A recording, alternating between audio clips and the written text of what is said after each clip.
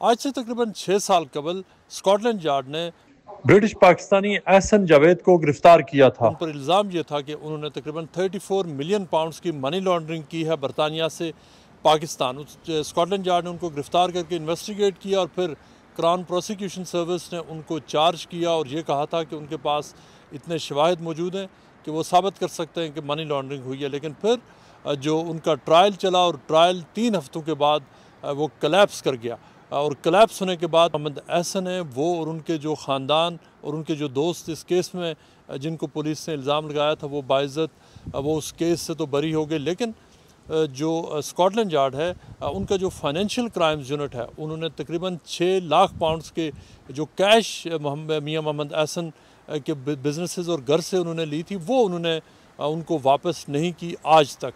और वो अब कोर्ट में पुलिस के ख़िलाफ़ ये केस लेकर आए हैं कि उन्हें उनके पैसे वापस दिलाए जाएँ, चूँकि वो ये समझते हैं कि उनके साथ ज़्यादती हो रही है। बताएं कि जब आपको गिरफ़्तार किया गया था तो पुलिस ये कह रही थी कि 34 मिलियन पाउंड्स इन क्वेश्चन थे। वो था क्या एग्जैक्टली 34 मिलियन पाउंड्स का आपने किया क्या था? हम लोग जो है वो रेमिटेंस का काम करते थे और रेमिटेंस में हम पाकिस्तान पैसा भेजते थे। तो पाकिस्तान में हमने ये किन सालों की बात है? ये 2012 से लेके और 2018 तक ये उनका पूरा एक जितना भी हमने पैसे भेजे थे तो उन्होंने बोला कि जी ये हम पैसे समझते हैं कि मनी लॉन्ड्रिंग हुई है। हमने उनको बोला कि हम वहाँ पे जो गरीब पाकिस्तानी हैं वो यहाँ से पैसा भेजते हैं, उनको सर्विसेज देते हैं, हमारी जो है वो कंपनी रजिस्टर्ड है, FCA के साथ रजिस्टर्ड है।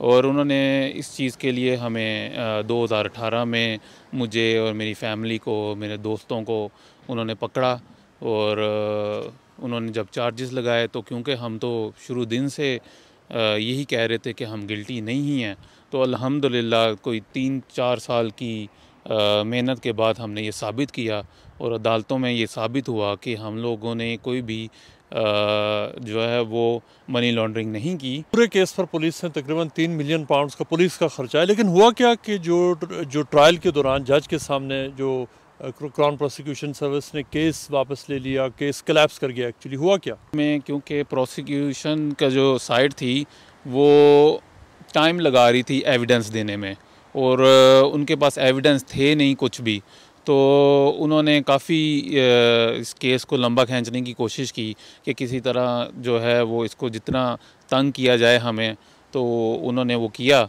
लेकिन अल्हम्दुलिल्लाह यहाँ की अदालतें जो हैं वो इंसाफ देती हैं और अल्हम्दुलिल्लाह जो है ना हमने इसको साबित किया। ये बताएं कि उसके बाद आपके जो 3 लैपटॉप्स पकड़े गए थे, अब आपने पुलिस के ऊपर केस कर दिया है कि आपके साथ as a Pakistani as a nation ज़्यादती हो रही है, आपके लैपटॉप्स को मैनिपुलेट किया गया।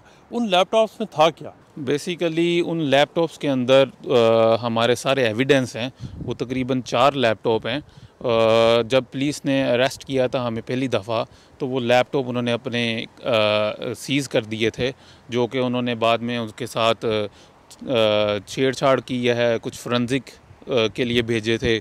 तो जैसे ये केस जो है वो क्राउन कोर्ट से जब ये हम लोग जीते हैं तो उन्होंने जब हमें चीज़ें वापस की हैं तो जो पैसा हमारा फ्रीज़ हुआ था अब हमने उनको जस्टिफाई करना था, उसके अंदर एविडेंस हैं हमारे, वो एविडेंस हम अदालत को देना चाहते हैं। कोर्ट में तो आपने ये कहा, लेकिन आपका इस बात के पास सबूत मौजूद है कि पुलिस ने आपके लैपटॉप्स के साथ मैनिपुलेट किया डेटा के साथ?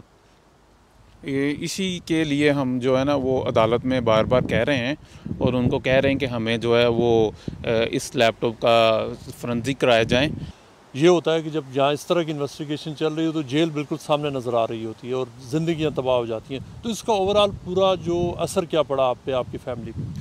इसमें बेसिकली जब मैं केस मुझ पे हुआ था तब मैं पाकिस्तानी पासपोर्ट पे था, जिसकी वजह से मैं फ्लाई रिस्क पे था। तो पुलिस ने तो काफ़ी चीज़ों को कॉम्प्लिकेट करने की कोशिश की, लेकिन अल्हम्दुलिल्लाह जो है वो जीत हमेशा फिर इंसाफ सच की होती है। आपके पैसे जो पुलिस ने पकड़े हैं वो पोका का जो कानून है उसके तहत है, प्रोसीड्स ऑफ क्राइम एक्ट के तहत। तो इसमें ये क्या है ये कानून कि आपको क्रिमिनलिटी तो साबित नहीं हो सकती, लेकिन पुलिस जहाँ पर अब पैसे पकड़ लेती है और कहती है कि अब आप साबित करें कि ये पैसे आपके हैं। जी, ये जो पोका का कानून है इसमें बेसिकली जो बर्डन होता है वो हम लोगों पे होता है कि हमने साबित करना है कि ये पैसे हमारे पास कहाँ से आए हैं, वो हमने पूरा सोर्स देना होता है। लेकिन उसमें भी चीज़ें ये हैं कि जब हमारी चीज़ें पुलिस के हाथ में चले जाती हैं तो आया कि वो वापस उसी कंडीशन में वो आती हैं जिस कंडीशन में उन्होंने हमसे सीज़ की थी, कि उसमें कोई उन्होंने कोई रद्दोबदल किया है। तो फ़िलहाल तो हमारी फ़ाइट ये है कि जो हमारी चीज़ें उन्होंने हमसे ली हैं वो हमें उस कंडीशन में वापस नहीं मिली हैं जो हम ये साबित करना चाह रहे हैं, क्योंकि एविडेंस उस लैपटॉप्स के अंदर हैं। अच्छा, आपके जो अगर पूरे जो पैसे आपके हैं, जो अब अगर इंटरेस्ट भी लगाएं तो 7-8 लाख पाउंड्स बनते हैं, तो आपके पास वो एविडेंस है और वो आपके लैपटॉप्स में, आप ये कह रहे हैं? जी बिल्कुल, वो सारे एविडेंस जितने भी थे ना, वो सारे एविडेंस उस लैपटॉप के अंदर हैं।